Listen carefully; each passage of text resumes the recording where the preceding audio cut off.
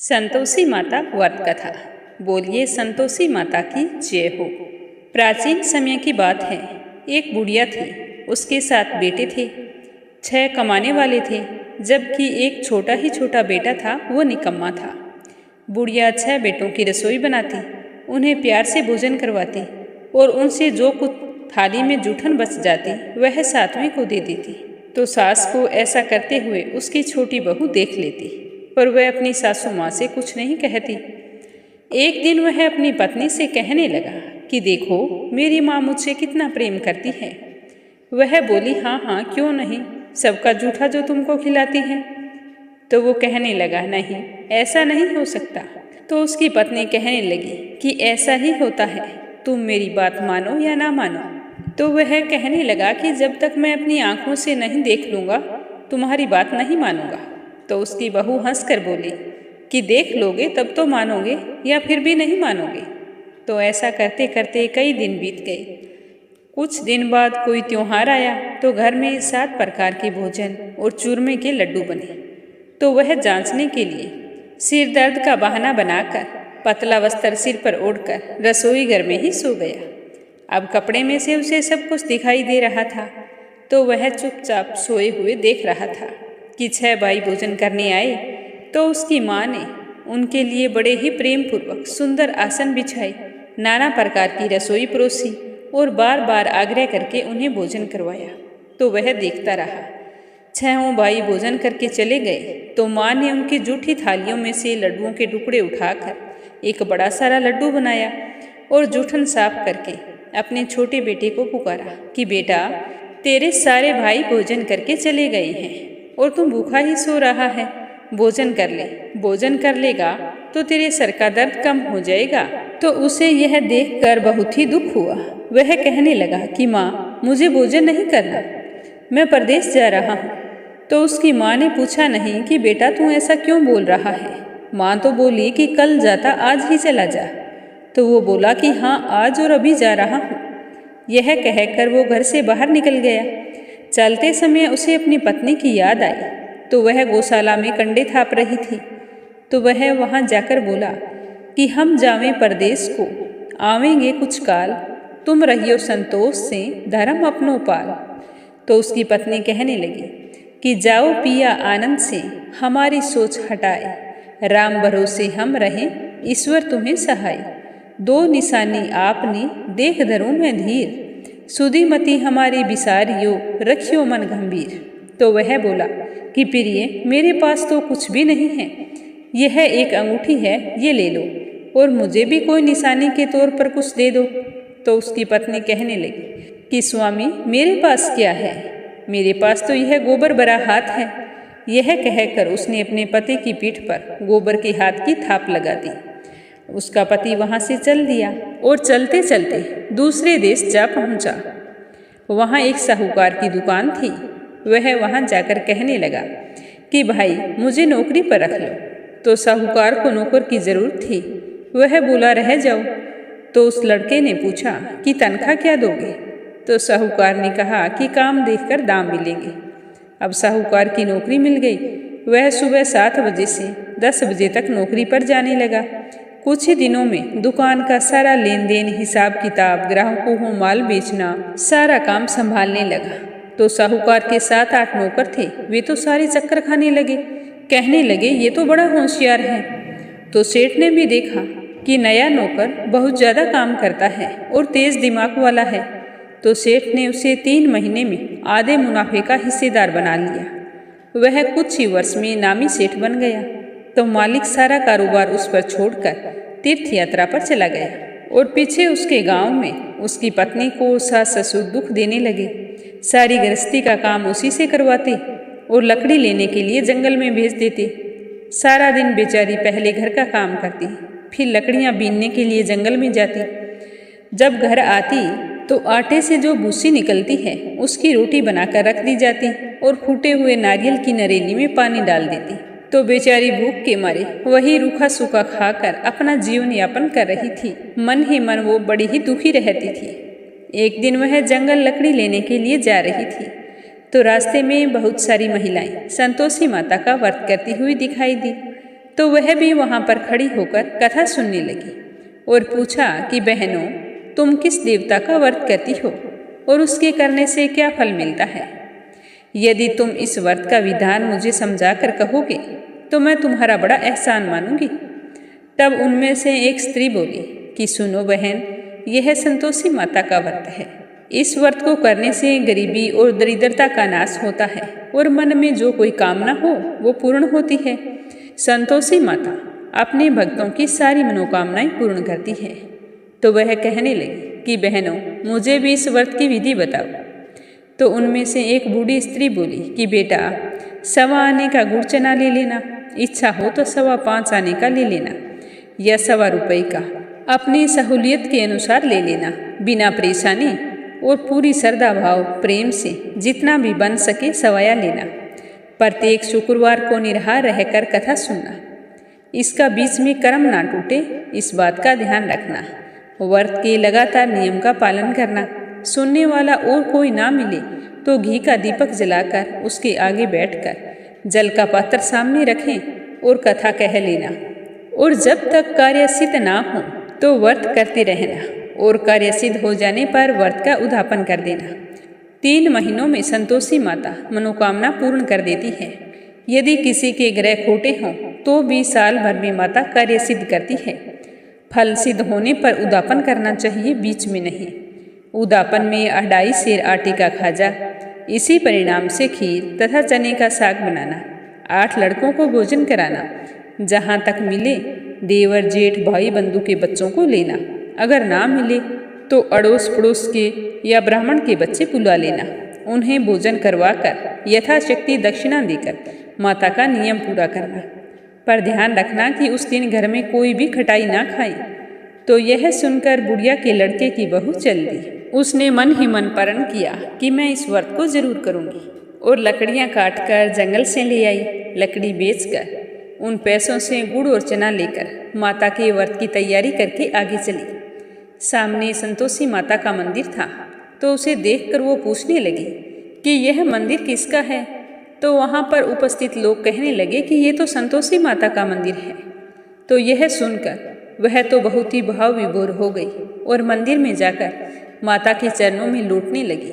दीन होकर विनती करने लगी कि माँ, मैं निपट अज्ञानी हूँ, व्रत के कुछ भी नियम नहीं जानती हूँ, मैं बहुत ही दुखी हूँ। हे माता जगत जननी, मेरा दुख दूर करो, मैं तेरी शरण में हूँ। तो माता को दया आ गई। एक शुक्रवार बीता था कि दूसरे शुक्रवार को उसके पति का पत्र आ गया और तीसरे शुक्रवार को उसका भेजा हुआ रुपया आ गया। तो यह देखकर जेठ जेठानी मुंह बनाने लगी। जेठ के बच्चे कहने लगे कि काकी के पास अब पत्थर आने लगे हैं, रुपया आने लगा है, अब तो काकी की खातिर बढ़ेगी। तो वो बेचारी सरलता से कहती कि भैया कागज आवे रुपया आवे तो हम सब के लिए अच्छा है। ऐसा कहकर वो आंखों में आंसू भरकर संतोषी माता के मंदिर में जाकर मातेश्वरी के चरणों में गिरकर रोने लगी और कहने लगी कि माँ, मैंने आपसे कब रुपया मांगा, मुझे पैसे से क्या काम है, मुझे तो अपने सुहाग से काम है, मैं तो अपने स्वामी के दर्शन मांगती हूँ। तब प्रसन्न होकर माता ने कहा कि जा बेटा, तेरा पति जरूर घर आएगा। तो यह सुनकर वो खुशी से बावली होकर घर जाकर काम करने लगी।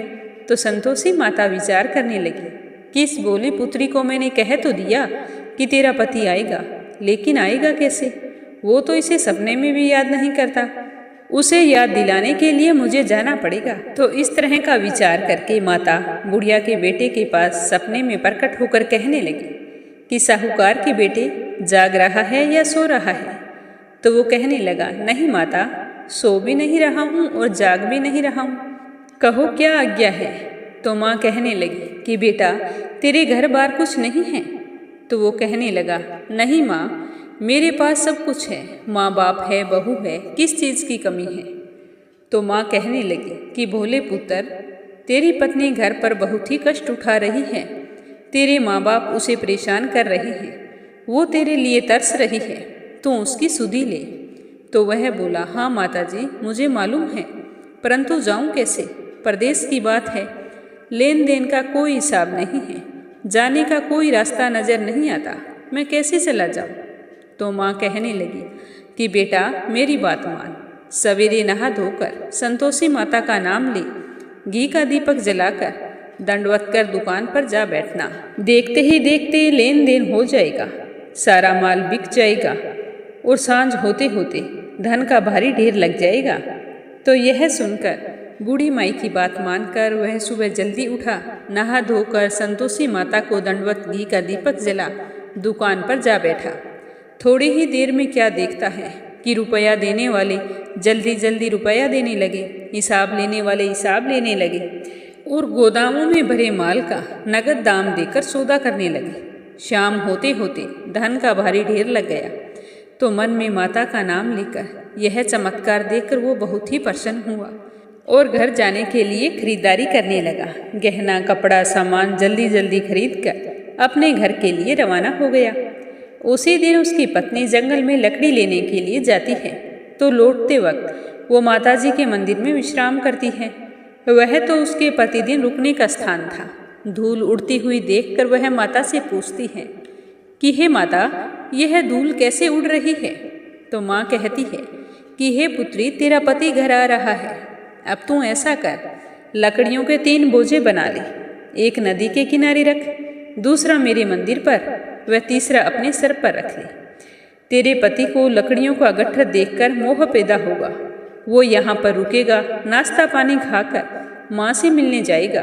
तब तुम लकड़ियों का बोझा उठाकर जाना और चौक में गट्ठर डालकर जोर से आवाज़ लगाना कि लो सासू जी, लकड़ियों का गट्ठर लो, भूसी की रोटी दो, नारियल के खेपड़े में पानी दो। आज आपके घर पर मेहमान कौन आया है? तो माताजी की बात सुनकर वो बहुत ही खुश हुई और उनका कहा मानकर प्रसन्न मन से लकड़ियों के 3 गट्ठर बनाए, एक नदी किनारे रख दिया और एक माताजी के मंदिर पर रख दिया। तभी वहाँ पर एक मुसाफिर आ पहुँचा। सूखी लकड़ी देखकर उनके मन में इच्छा हुई कि यहीं पर विश्राम करूं, भोजन बनाकर खा पीकर फिर गांव जाऊंगा। तो इसी तरह वो वहाँ पर रुक गया। भोजन बनाकर विश्राम करके शाम को घर गया, सबसे प्रेम से मिला और घर के आंगन में बैठा था। उसी समय एक औरत सिर पर लकड़ी का गट्ठर लिए उतावली सी आती है और लकड़ी का भारी बोझा आंगन में डालकर जोर से 3 आवाज़ लगाती है कि लो सासू जी, लकड़ियों का गट्ठर लो, भूसी की रोटी दो, नारियल की नरेली में पानी दो, आज मेहमान कौन आया है? तो यह सुनकर उसकी सास बाहर आकर अपने दिए हुए कष्टों को भुलाने के लिए कहती है कि बहू, तू ऐसा क्यों बोल रही है? तेरा पति ही तो आया है, आ बैठ, मीठा बात खा, भोजन कर, कपड़े गहने पहन, ये कैसी पागलों जैसी बातें कर रही है? तो उसकी आवाज़ सुनकर उसका पति बाहर आ जाता है। उस औरत के हाथ में अंगूठी देखकर वो व्याकुल हो जाता है। अपनी माँ से कहता है कि माँ, ये कौन है? तो माँ कहती है कि बेटा, ये तेरी बहू है। जब से तू गया है सारे गांव में भटकती फिरती है, घर का काम काज कुछ करती नहीं है, 4 पहर आकर खा जाती है। तो इस तरह की झूठी बातें सुनकर उसे बहुत ही दुख हुआ और कहने लगा कि माँ, मैंने इसे भी देखा है और तुम्हें भी देखा है, मुझे दूसरे घर की चाबी दे दो, मैं उसी में रहूँगा। तो उसकी माँ कहने लगी कि जैसी तेरी मर्जी। अब वह चाबी लेकर दूसरे मकान की 3री मंजिल का कमरा खोलकर सारा सामान वहाँ पर रख लिया। तो एक ही दिन में राजा के महल जैसा ठाट बाट हो गया। अब क्या था, बहू सुख भोगने लगी। इतने में शुक्रवार का दिन आया तो वह अपने पति से कहने लगी कि स्वामी, मुझे संतोषी माता के व्रत का उद्यापन करना है। तो उसका पति कहने लगा कि पूछने वाली कौन सी बात है, तुम खुशी से करो। तो वह उद्यापन की तैयारी करने लगी। जेठानी के लड़कों को भोजन के लिए कहने गई तो उन्होंने कहा कि ठीक है, आ जाएंगे। तो वो बेचारी भूली भाली घर आ गई, परंतु पीछे से जेठानी ने अपने बच्चों को सिखा दिया कि देखो, तुम्हारी काकी ने व्रत रखा है, उसमें खट्टा नहीं खाया जाता, तुम भोजन के समय खटाई मांगना ताकि उसके व्रत का उद्यापन पूरा ना हो। तो लड़के भोजन करने के लिए आ गए, भर पेट खीर खाई और खीर खाते ही कहने लगे कि चाची, हमें तो खटाई दो, खीर खाना हमको नहीं बाता, देखकर अरुचि हो रही है। तो वह कहने लगी कि बेटा, खटाई किसी को नहीं दी जाएगी, यह तो संतोषी माता का प्रसाद है, इसके साथ खटाई नहीं खाई जाती। तो लड़के जल्दी से खड़े हो गए और कहने लगे कि खटाई तो ना दो, चलो पैसे दे दो। तो उस बेचारी को पता नहीं था, उसने पैसे दे दिए। तो बच्चे पैसे लेकर दुकान पर चले गए और वहाँ से इमली खरीद कर ले आई और अपनी काकी के सामने लाकर खाने लगे। तो यह देखकर संतोषी माता नाराज हो गई और बहू पर कोप किया। तभी राजा के दूत उसके पति को पकड़ कर ले गए। तो जेठ जेठानी मनमाने वचन कहने लगे कि लूट लाट कर धन लाया था, अब सब मालूम पड़ जाएगा जब जेल की मार खाएगा। तो बहू से ये वचन सहन नहीं हुए और वो रोती हुई माताजी के मंदिर गई और कहने लगी कि हे माता, ये क्या किया, हंसा कर रुला दिया। तो माता कहने लगी कि बेटी, तूने उद्यापन करके मेरा व्रत भंग किया है। तो वह कहने लगी कि माँ, मैंने कोई अपराध नहीं किया, मैंने तो भूल से बच्चों को पैसे दे दिए थे, मुझे क्या पता था कि वो इमली लाकर खा लेंगे। मेरा अपराध क्षमा करो माँ, मैं फिर से तुम्हारा उद्यापन करूँगी। तो माँ कहने लगी कि भोली बेटी, अब की बार भूल मत करना। तो वो कहने लगी कि माँ, अब की बार भूल नहीं होगी, अब मुझे ये बतलाओ कि मेरे पति देव घर कैसे आएंगे। तो माँ कहने लगी कि जा बेटा, तेरा पति तुझे रास्ते में आता मिल जाएगा। तो वह माँ का धन्यवाद करती हुई वहाँ से चल पड़ी। तो रास्ते में उसका पति आता हुआ दिखाई दिया। तो वह पास जाकर पूछने लगी कि स्वामी, आप कहाँ गए थे। तो वो कहने लगा कि इतना धन जो कमाया है उसी का टैक्स राजा ने मांगा था, वही भरने के लिए गया था। तो वह प्रसन्न होकर बोली कि भला हुआ, चलो अब घर चलो, मुझे तो बहुत ही चिंता हो रही थी। तो कुछ दिनों बाद में फिर शुक्रवार का दिन आया। तो वह फिर बोली कि स्वामी, मुझे माता का उद्यापन करना है। तो पति ने कहा कि करो, पर अब की बार सावधानी से करना, कोई गलती मत करना। तो वह फिर जेठ के बच्चों को बुलाने के लिए चली गई। तो जेठानी ने एक दो बातें सुनाई और कहा कि ठीक है, आ जाएंगे। तो कहकर वो तो घर आ गई और उसकी जेठानी पीछे से बच्चों को सिखाने लगी कि तुम सब ऐसे करना, अब की बार पहले ही खटाई मांग लेना।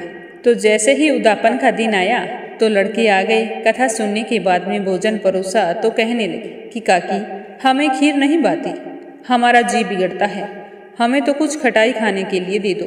तो वो बोली कि खटाई किसी को नहीं दी जाएगी, आज तो आपको यही खाना पड़ेगा। तो वे बच्चे गुस्से में होकर खड़े होकर चले गए।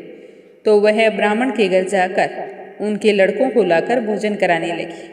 तो प्रेम पूर्वक सबको भोजन कराया और दक्षिणा की जगह एक एक फल उन्हें दिया। तो संतोषी माता उन पर बहुत ही प्रसन्न हुई। माता की कृपा होते ही 9वें महीने चंद्रमा के समान सुंदर पुत्र ने उनके घर जन्म लिया। पुत्र पाकर वह प्रतिदिन माता जी के मंदिर जाने लगी। तो माँ सोचने लगी कि यह तो रोजाना आती है, क्यों ना आज मैं इसके घर चलूं, देखती हूँ क्या सेवा भाव है। तो यह विचार करके माता ने भयानक रूप बनाया। गुड़ और चने से सना मुख, ऊपर सूंड के समान होठ और उसके ऊपर मक्खियाँ भिन भिना रही थी। तो जैसे ही उनके घर पहुँची, दहलीज पर पांव रखा तो उसकी सास जोर से चिल्लाई कि देखो रे देखो, कोई चुड़ैल डाकिन चली आ रही है, अरे लड़को इसे भगाओ, नहीं तो किसी को खा जाएगी। तो लड़के भगाने लगे, चिल्ला कर सारी खिड़कियां बंद करने लगे। तो ऊपर बैठी बहू रोशनदान में से देख रही थी। वह बहुत ही प्रसन्न हुई और पगली होकर चिल्लाने लगी कि आज तो मेरी माताजी मेरे घर आई हैं। तो वो अपने बच्चे को दूध पीने से हटाती है और भागकर नीचे आती है। तो उसकी सास का क्रोध फट पड़ता है, कहती है कि क्या उतावली हुई है जो बच्चे को पटक दिया, ये तो कोई चुड़ैल डाकिन है, पागल हो गई है जो इस तरह से भाग कर आई है। तो इतने में माता का प्रकोप होता है और वहाँ जगह जगह लड़के ही लड़के नजर आने लगते हैं। तो वो कहने लगती है कि सासू माँ, मैं जिसका व्रत करती हूँ ये वही संतोषी माता है। तो इतना सुनते ही सभी ने माता जी के चरण पकड़ लिए और विनती करने लगे कि हे माता, हम मूर्ख हैं, अज्ञानी हैं, तुम्हारे व्रत की विधि हम नहीं जानते, व्रत भंग करके हमने बड़ा अपराध किया है, हे जगत माता आप हमारा अपराध क्षमा करो। तो माता उन सबको माफ कर देती है। उसके बाद से उसकी जेठानियाँ भी शुक्रवार के व्रत करने शुरू कर देती हैं। हे संतोषी माता, जैसे आपने बहू को फल दिया वैसा सबको देना। जो भी आपका व्रत रखे, व्रत कथा पढ़े, सुने या फिर सुनाए, उसका मनोरथ पूर्ण करना। बोलो संतोषी माता की जय हो।